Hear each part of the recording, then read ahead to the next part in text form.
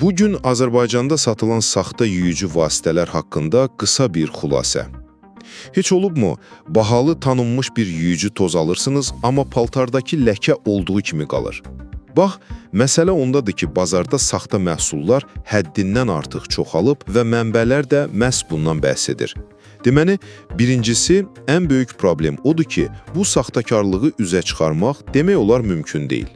Azad İstehlakçılar Birliyindən Eyüp Hüseynov da deyir ki, qablaşdırma o qədər ustalıqla hazırlanır ki, saxtanı orijinaldan ayırmaq çox çətindir.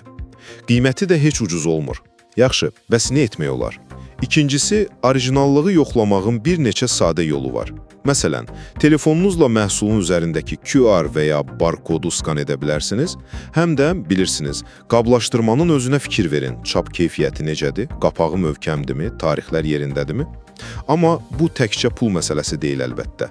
Və nəhayət, üçüncüsü, bu birbaşa sağlamlıq riskidir. Mütəxəssislər xəbərdarlıq edir ki, belə kimyəvi maddələr allergiyadan tutmuş, tənəffüs yolu xəstəliklərinə qədər problemlər yarada bilər. Məsələnin kökü isə odur ki, bazardan nəzarət zəifləyib.